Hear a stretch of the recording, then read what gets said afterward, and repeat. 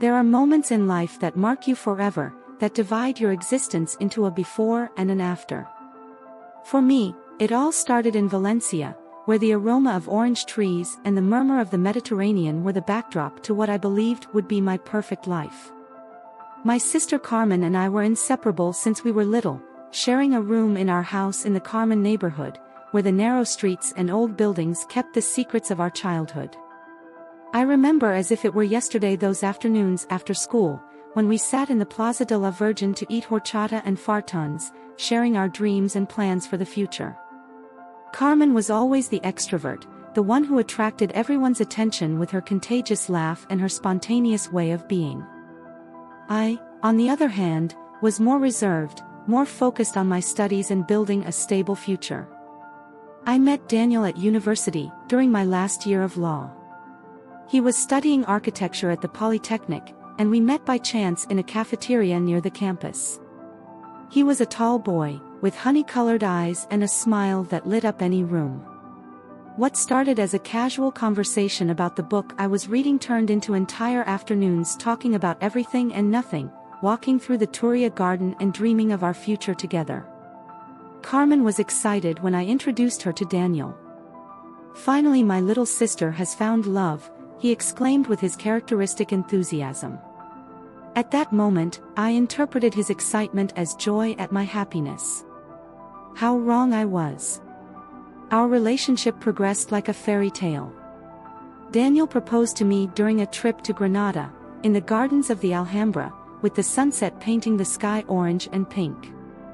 The ring was beautiful, but more beautiful was the promise of a future together.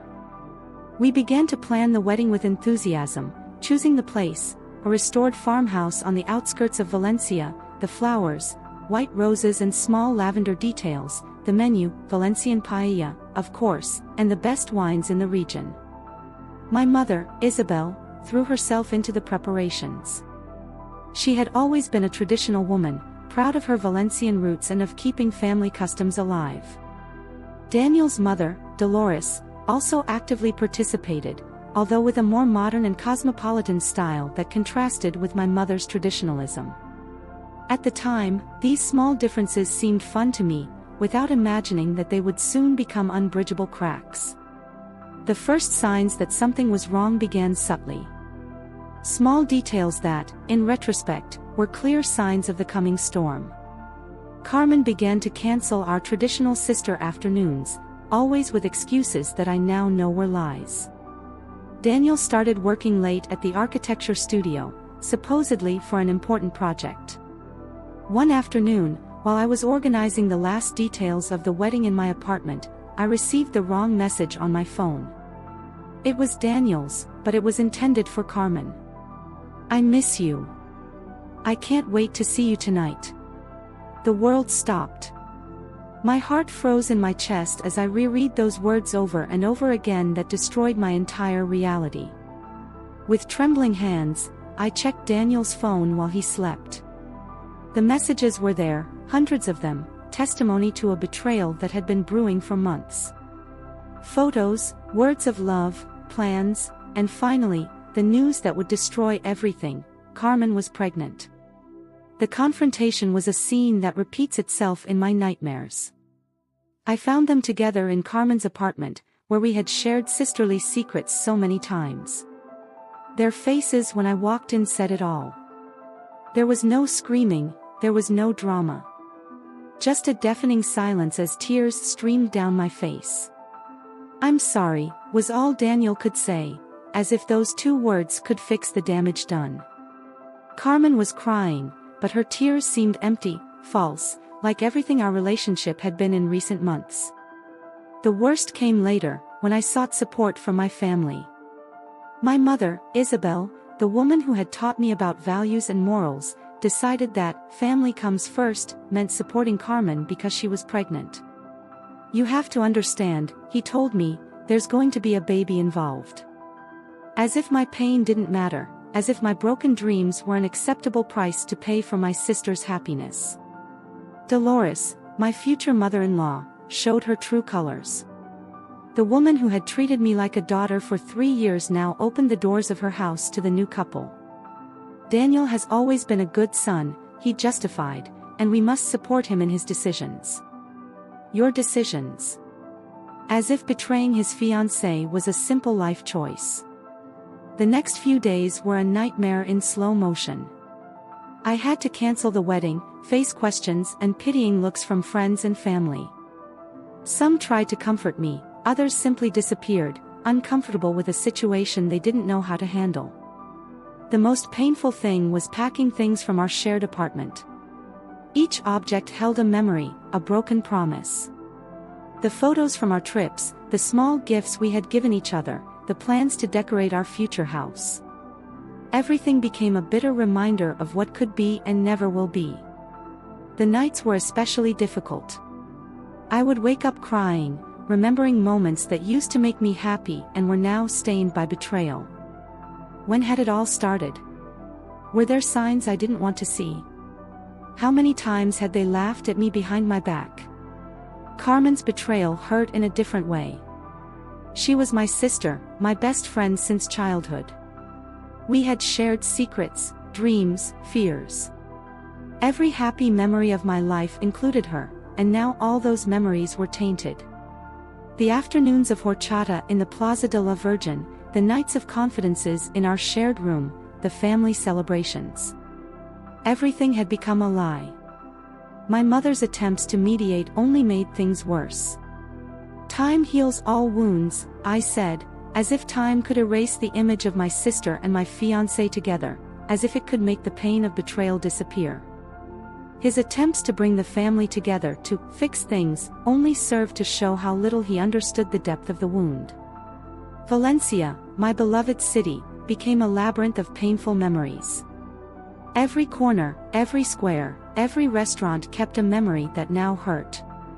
The Central Market, where Daniel and I bought ingredients to cook together on Sundays. Malvarosa Beach, where we had planned our future so many times. The Torres de Serranos, where we had our first kiss. My city had become a museum of betrayals. With a broken heart and a suitcase full of broken memories, I left Valencia one October morning.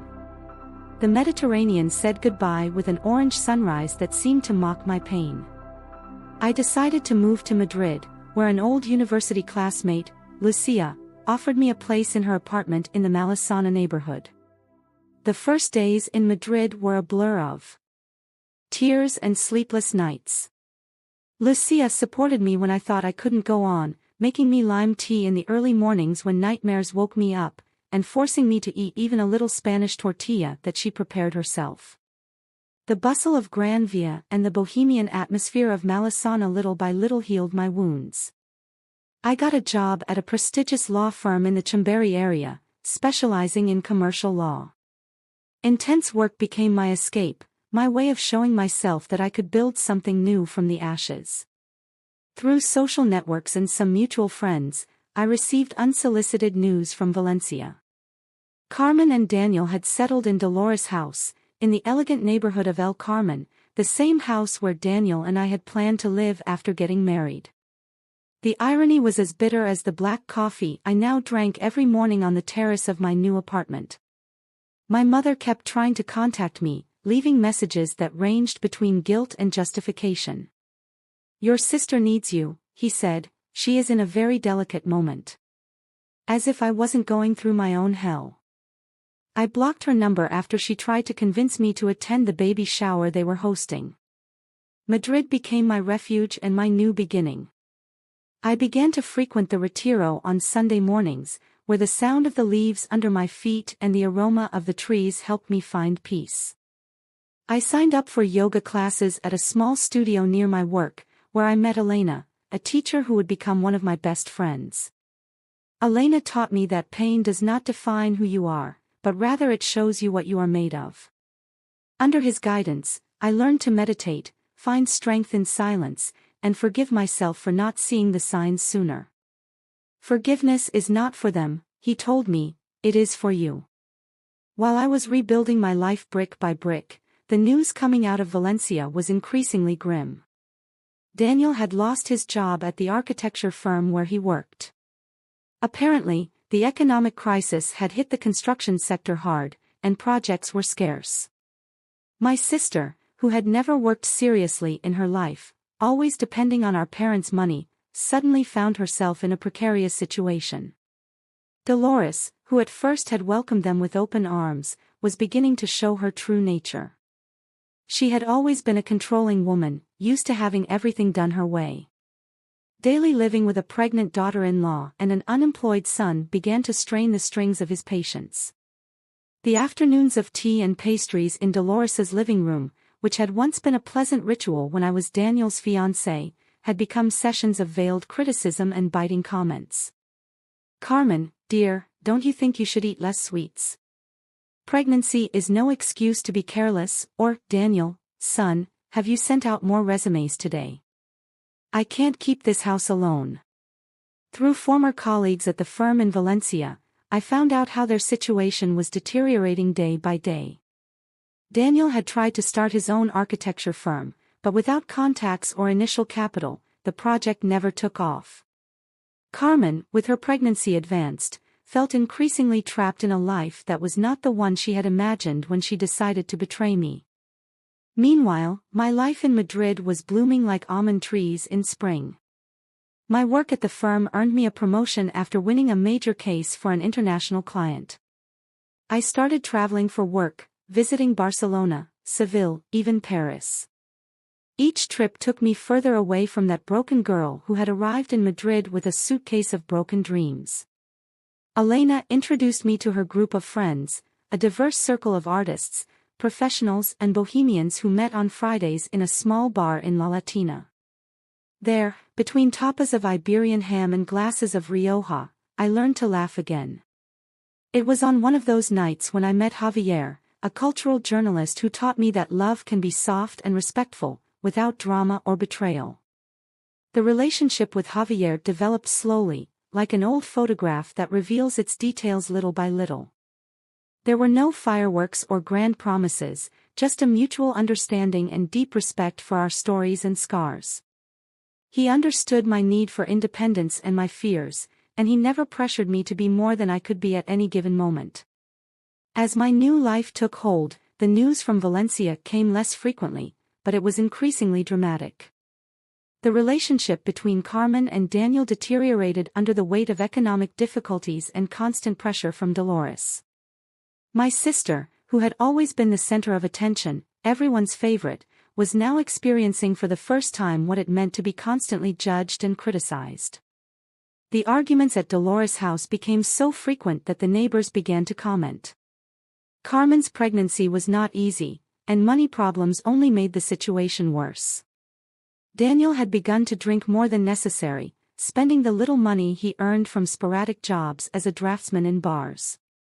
My mother, who had initially been so sure of supporting Carmen, was now in an awkward position. My father, who had always kept a low profile in family conflicts, finally expressed his disapproval of how things had been handled. The cracks in the family were growing deeper and deeper. Meanwhile, I had started writing a blog about personal improvement and business law, combining my personal experiences with legal advice for entrepreneurs. The blog quickly gained popularity, and I soon found myself speaking at small businesses and startups on how to overcome failure and reinvent yourself professionally. Life in Madrid had taught me that happiness does not depend on other people, but on the inner peace that you build day by day. My mornings began with yoga on the terrace of my new penthouse in Chimberry, a place that I had found with my own efforts. The afternoons were spent between the law firm and conferences, and the evenings were divided between quiet dinners with Javier and outings with my new friends. Elena remained my anchor, my constant reminder that pain can be transformed into wisdom. Together, we began organizing weekend retreats in the Sierra de Madrid, where we shared meditation techniques and testimonies of personal improvement with other women who had gone through similar situations. One day, I received a message from an unknown number. It was Daniel. "I miss you," he said. I was wrong. I blocked him without responding, feeling a mix of pity and relief. He was no longer the same person who had left Valencia with a broken heart. She was stronger, wiser, more complete. The news of the birth of Carmen's baby came through a publication on social networks. A child. They called him Lucas. The photos showed an exhausted Carmen, very different from the radiant sister I remembered. Daniel barely appeared in the images, and when he did, his smile seemed forced, his eyes dull. Dolores had begun to suggest that they find their own place to live. The boy needs his space, she said, but everyone knew it was her way of saying that she was tired of supporting them. The reality of raising a baby without their own resources was beginning to weigh on them like a weight. Fate has a peculiar way of collecting its debts. While I was building my new life in Madrid, the news coming from Valencia was becoming more frequent and more dramatic. It all started with a call from my former neighbor, Pilar, who had always been like a second mother to me.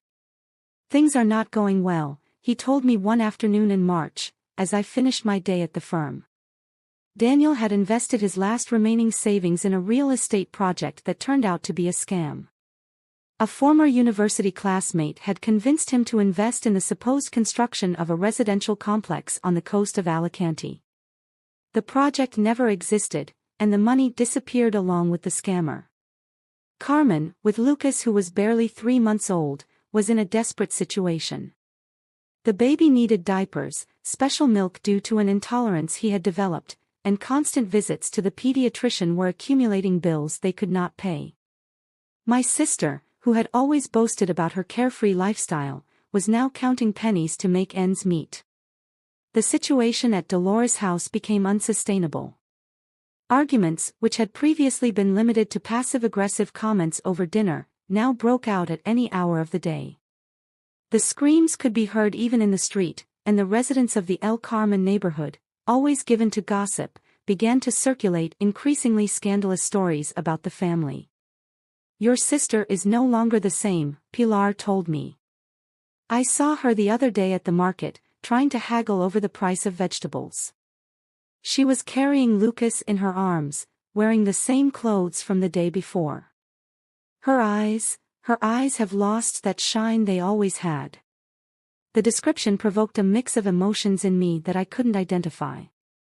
Daniel, desperate due to the economic situation, began to look for work anywhere. He accepted poorly paid drafting projects, waiter jobs in the area's bars, and even tried to give private technical drawing classes. But nothing seemed enough to support his new family and satisfy his mother's demands. Dolores, for her part, had begun to, casually, invite Maria, the daughter of a friend, to her house, who had just finished her architecture studies and had gotten a position in an important studio in Madrid. The comparisons were constant and painful. "Maria really knows what she wants in life," he said during dinners, "so young and already self-sufficient." Tensions peaked when Lucas became seriously ill. Bronchiolitis that required hospitalization tested not only their finances, but also their relationship.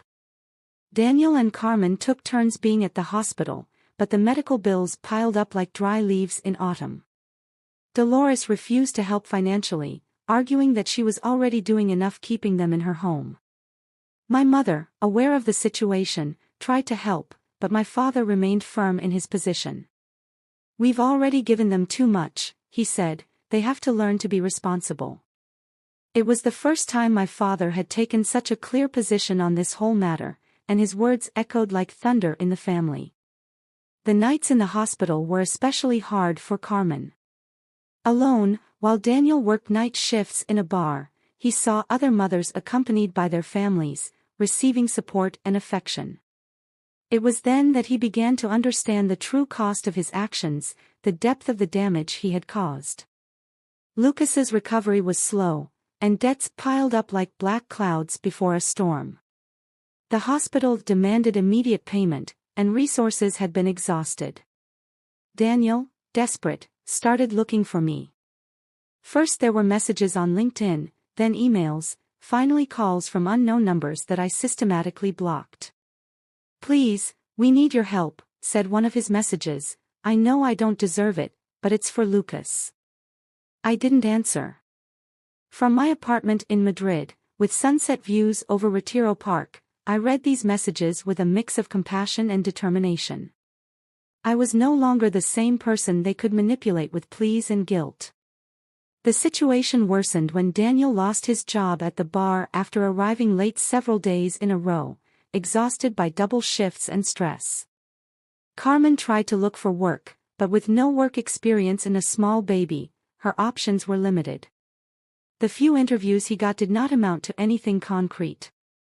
Dolores, fed up with the situation, began to issue ultimatums. "They have 3 months to find another place," he announced during a particularly tense dinner. "This situation cannot continue like this." His words fell like a death sentence on the couple's already precarious stability. The fights between Carmen and Daniel became more frequent and more bitter. They blamed each other for their decisions, for the money lost, for the lack of foresight. The love that had supposedly justified his betrayal was fading under the weight of everyday reality. "We should never have," I heard Carmen say in a voice message she sent to a mutual friend, without finishing the sentence. "I didn't need to do it. We all knew how it ended.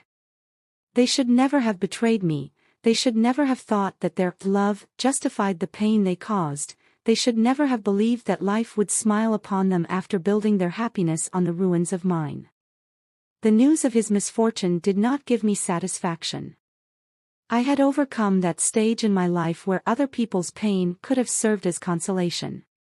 Instead, he felt a kind of distant sadness, like someone watching a storm from the safety of their home. My life in Madrid continued its upward course. The firm had offered me a position as a junior partner, recognizing my dedication and the clients I had attracted with my blog and speaking engagements. Javier and I had begun to plan a vacation on the Asturian coast, far from the Mediterranean and its memories. Elena, my friend and yoga mentor, helped me process the news coming from Valencia without losing my center. "Karma," he told me one afternoon as we shared tea in his study, "is not revenge, it is balance." His words helped me understand that what was happening to Carmen and Daniel was not a divine punishment, but the natural consequences of their actions. Daniel's attempts to contact me became more desperate. He started appearing in the comments of my professional blog, using different names but always with the same message: they needed help, he was wrong, he missed me. I had to set up a stricter comment filter. Lucas, oblivious to all the drama that surrounded him, grew up. The few photos I saw showed a beautiful boy, with Carmen's eyes and Daniel's smile. Sometimes, in my more reflective moments, I wondered if I would ever meet my nephew, if time and distance would soften the wounds enough to allow for some kind of relationship. The tension in Dolores' home reached a boiling point when she discovered that Daniel had been pawning some of her jewelry to pay off the hospital debts. The scandal was huge. The screams were heard throughout the neighborhood, and this time there was no turning back. He gave them a final ultimatum: 1 week to leave their home. The final fall came like a house of cards collapsing. Dolores made good on her threat and, one Sunday morning, Carmen and Daniel found themselves on the street with an 8-month-old baby, 2 suitcases and nowhere to go. The normally welcoming Valencian sun seemed to mock their misfortune as they walked through the cobblestone streets of the Carmen neighborhood. They tried to rent an apartment, but with no stable job and accumulated debts, no owner wanted to take a chance on them. The little savings they had left was barely enough for a few nights in a cheap hostel near the North Station. Lucas cried constantly, as if he could feel his parents' desperation. Carmen, swallowing her pride, called our mother. The conversation was brief and painful. "We can't help you anymore," was the response. "Your father has been very clear about this." It was the first time our mother stood firm on a decision that affected her favorite daughter. The shock in Carmen's voice was palpable even over the phone. The days in the hostel turned into a nightmare. The thin walls let in every cry of Lucas, every whispered argument between Carmen and Daniel, every moment of despair. Money was running out quickly, and options were shrinking hour by hour. Daniel tried to contact old university classmates, but the doors closed one after another. His reputation in the architecture sector was stained by the failure of his latest projects, and rumors about his personal life had spread like wildfire in the small Valencian professional world. One afternoon, while Carmen was walking with Lucas through the Turia garden trying to get the baby to sleep, she ran into Maria, an old friend from school. The conversation was awkward, full of silences and averted glances. Maria, who now worked as a teacher at a private school, could barely recognize in this haggard and nervous woman the one who was once the queen of the school. "Do you know anything about your sister?" Maria asked cautiously. "I saw her on LinkedIn. She seems to be doing very well in Madrid." Carmen felt as if each word were a needle sticking into her chest. My blog posts appeared regularly on her social media, depicting a life she had spurned for what she believed was true love. The situation worsened when Lucas developed a severe fever. The pediatrician at the health center prescribed antibiotics that they could barely afford. Daniel had to sell his laptop, his last work tool, to be able to pay for his medication. Every day they sank deeper into a pit that seemed to have no bottom. The nights were especially hard. The Valencian heat became unbearable in the small room of the hostel, and Lucas couldn't sleep. Carmen spent hours rocking him by the open window, looking at the lights of the city that had once been her home and now seemed so hostile. Daniel began to drink more than necessary. At first it was just a few beers to relieve stress, but it soon became something more serious. He spent the little money he earned doing occasional unloading jobs in the central market on alcohol. Carmen found empty bottles hidden in the most unexpected corners of the room. One morning, after a particularly bad night in which Daniel arrived drunk and screaming, the hostel owner asked them to leave. "I have a business to run," he said, "and you are bothering the other guests." He gave them 2 hours to gather their things. Desperate, they tried to contact everyone they had ever called friends. The responses were always the same: vague excuses, promises to call later, awkward silences. Betrayal has a social price that no one warned them they would have to pay. That's when Daniel decided to look for me again. This time it was not through messages or calls, but rather he showed up at my law firm in Madrid. He had used the little money they had left to buy a bus ticket, leaving Carmen and Lucas in Valencia, temporarily staying at the home of a distant cousin who had agreed to give them shelter for a few days. I saw him from my office window, standing on the sidewalk in front of the building. He was thinner, with unkempt hair and wrinkled clothes. His eyes, which had once seemed so full of promise, were now sunken and surrounded by dark circles. I didn't go down to see him. My secretary, Maria Jose, informed me that he had been asking about me for hours. "He says it's a family emergency," he told me with concern. I asked him to tell her that I was not available and would not be available again. It was hard, but necessary. That night, while I was having dinner with Javier at our favorite restaurant in La Latina, I received a series of messages from Daniel. They were long, desperate, full of apologies and pleas. He told me about Lucas, about how the boy was sick, about how they didn't have money for medicine. He told me that he loved me, that he had always loved me, that what happened with Carmen had been a terrible mistake. Javier noticed my concern and asked me what was happening. I told him everything, as I always did. His answer was simple but profound: love that destroys others is not true love. His words echoed in my mind for days. Carmen also tried to contact me, this time through Elena, my yoga teacher. I had found his studio on the internet and had sent him a long email explaining the situation. Elena, true to her compassionate but firm nature, consulted me before responding. "You have healed," he told me, "but they still have to face their demons." The situation in Valencia continued to deteriorate. Daniel, after his failed attempt to see me in Madrid, had fallen into a spiral of self-pity and alcohol. Carmen, physically and emotionally exhausted, could barely take care of Lucas. The child, sensitive to the atmosphere of tension and precariousness, cried constantly and had stopped eating well. The cousin who had given them shelter began to pressure them to find another place. Her husband was not happy with the situation, and the neighbors began to complain about the constant shouting and fighting. Time was running out again. One afternoon, Daniel disappeared. He just didn't come back after going out to look for work. Carmen waited for him for hours, calling hospitals and police stations, fearing the worst. He appeared 2 days later, without explanation and smelling of alcohol. It was the last straw. The cousin gave them an ultimatum: either Daniel left, or they both left with the child. Carmen, for the first time since this whole nightmare began, made a decision for herself. He told Daniel to leave, that he could not continue putting Lucas's stability at risk. Daniel did not resist. He gathered his few belongings into a worn backpack and left without looking back. The last news I had about him was that he was living in a homeless shelter near the port. Fate has a peculiar way of closing circles. 2 years after that betrayal that changed our lives, I was in Valencia for an important case at the firm.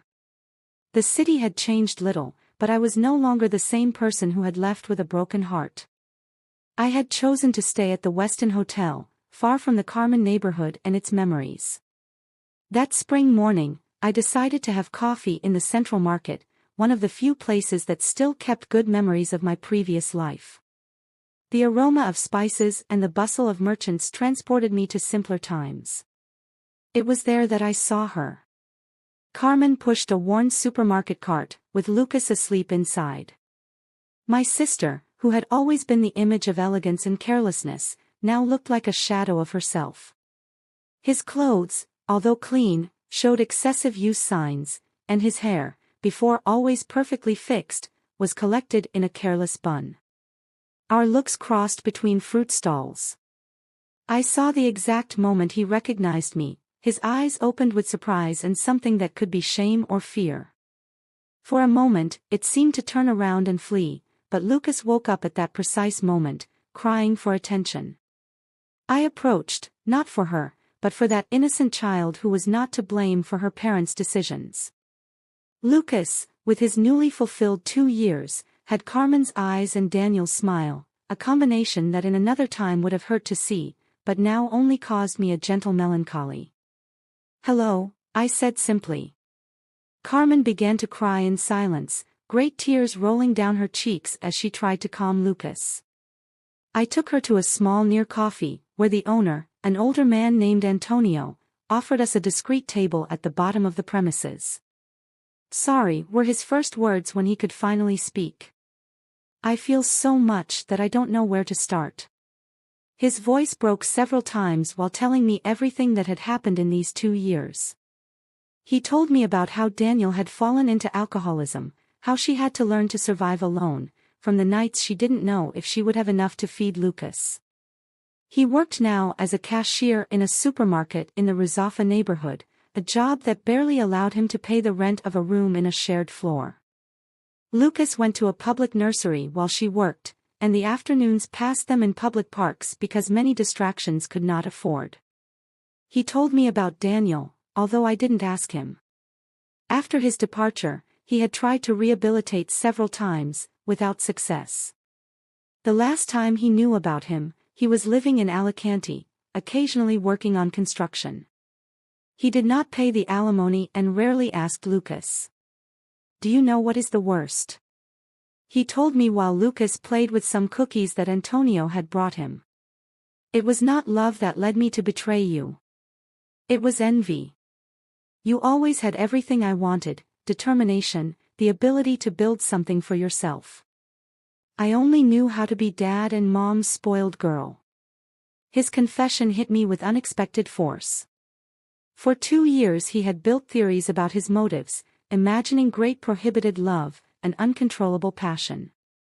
The truth was much more prosaic and, somehow, sadder. I told him about my life in Madrid, about my work in the firm, by Javier. I did not do it to show off, but because I felt that we needed this conversation to truly close this chapter of our lives. He listened to me carefully, occasionally nodding, his eyes full of a mixture of admiration and repentance.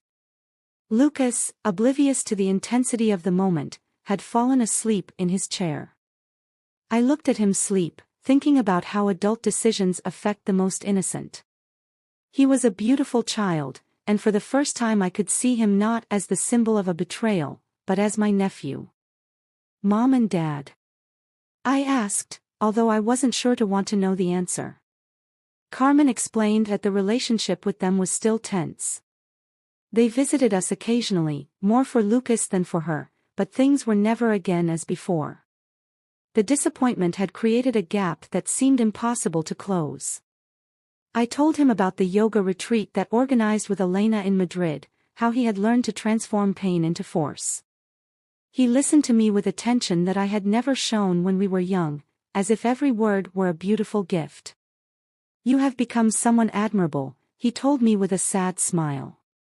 You always left, but now shine with its own light. His words, sincere for the first time in a long time, created a small bridge over the abyss that separated us. Antonio brought ourselves more coffee and we continued talking for hours. He told me about his plans to study at night to obtain a title in administration, how he had learned to be a single mother, from his little daily wins. There was a dignity in his struggle that I could not avoid respecting. When it was time to say goodbye, we exchanged phone numbers. We did not promise to call ourselves, we both knew that things would never be as before, but at least we had found a form of peace. Lucas woke up just when we got up to leave. He looked at me with those big and curious eyes, and for a moment I saw in him the possibility of a new beginning. Not as inseparable sisters, that was no longer possible, but perhaps like two adults who have learned valuable lessons from their mistakes. Aunt? Lucas asked, repeating what Carmen had whispered in her ear. The word caused me a lump in my throat that I did not expect. I smiled and gave him a little kiss on the forehead, my first gesture of affection towards him. While watching them move through the cobbled streets of Valencia, I thought about how life takes us on unexpected roads. The betrayal that once I thought it would destroy me had become the catalyst of my transformation. And Carmen, who had sought happiness in the wrong place, was finally learning to build her own life. That night, in my hotel room, I called Javier and told him everything. His silent support on the other side of the phone reminded me of why he loved him. He did not judge, he did not give advice, he simply listened and reminded me that he was proud of the person he had become. 5 years have passed since that meeting in the central market of Valencia. Time, that great teacher, has put everything in his place. From my attic in the Salamanca neighborhood in Madrid, where I now live with Javier and our little 2-year-old Sofia, I look back and see the path traveled with a clarity that only the distance can give. Karma, as Elena said, does not need us to invoke it. It acts in your own time, with a precision that no human being could plan. I have seen it manifest not as revenge, but as a natural rebalancing of the universe. Like the waves of the sea that always return to their level, regardless of how much the storm alters them. My professional life flourished beyond my expectations. The firm I helped build has become one of the most respected in Madrid in commercial law. My conferences on resilience and entrepreneurship attract hundreds of people, and my blog has become a book that is helping other women to find their inner strength. Javier and I got married in an intimate ceremony in the gardens of Sabatini, surrounded only by the people who really mattered. Elena was my godmother, a recognition of the woman who helped me rebuild me when I thought I was broken without remedy. I did not invite my family, a decision that some did not understand, but that Javier completely respected. The news of Sofia's birth arrived in Valencia through social networks. My mother tried to contact me, sending messages full of regret and supplications to meet her granddaughter. It was a difficult decision, but I finally agreed to a controlled meeting in Madrid. I saw her aged, smaller than she remembered, as if the weight of her past decisions had shrunk it. That meeting was revealing. My mother, for the first time in her life, really listened to me. He did not try to justify himself, he did not try to minimize the damage caused. He simply listened while explaining how his actions had affected my life, how their unconditional support to Carmen had destroyed our family relationship.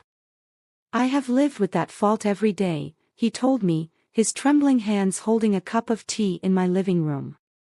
"I thought I was doing the right thing supporting your sister in the time of necessity, but I was wrong. I sacrificed one daughter for another, and in the end, I lost them both." My father never gave the step to seek reconciliation. His pride, or perhaps his shame, keeps him away. Sometimes I receive his news through former neighbors in Valencia. He retired 2 years ago and spent his days in the garden he always wanted to have, cultivating oranges and lemons, maybe looking for the responses that he could not find in himself. Carmen and I maintain a sporadic contact, mainly for Lucas. My nephew, who is now 7 years old, is a brilliant and sensitive child who loves art and books. I send gifts on your birthday and Christmas, and occasionally we make video calls where you tell me about your school and your friends. My sister has changed a lot in these years. Life has molded her in ways that neither would have imagined. He finished his administration studies and now works as a manager in a supermarket chain. It is not the glamorous life that he dreamed in his youth, but there is a dignity in how he has assumed his responsibilities that makes me respect it. Daniel disappeared completely from our lives. The last news we had of him were through a former university companion who saw him in Barcelona, working in a construction company. Apparently he managed to stay sober and rebuild something of his professional life, although he never exercised again as an architect. He has not tried to contact Lucas in years, and maybe it's the best. Elena remains a constant presence in my life. Our yoga retreats have become an annual event expected by hundreds of women seeking to heal and find their inner strength. When I told him that she was pregnant with Sophia, she cried with joy and hugged me saying, "You see, the universe always has a plan." Javier has been my rock throughout this process.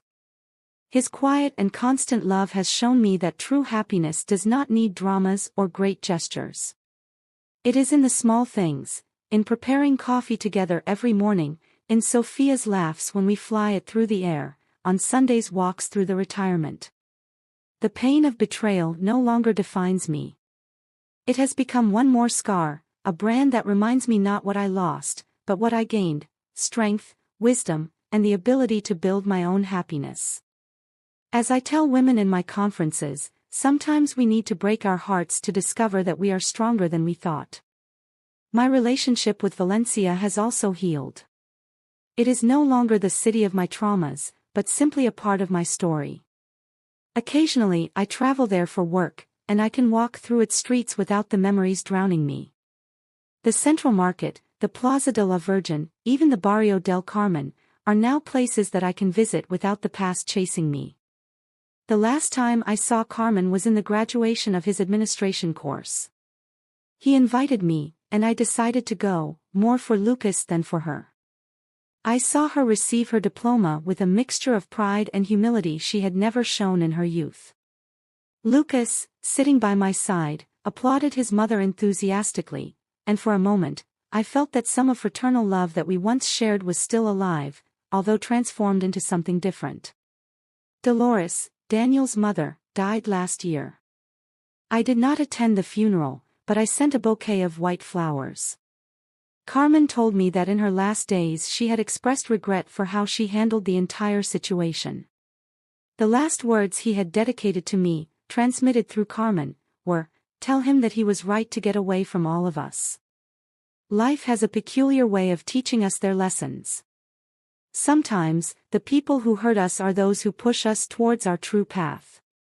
The betrayal of Carmen and Daniel, who at the time seemed to the end of my world, became the catalyst of my transformation.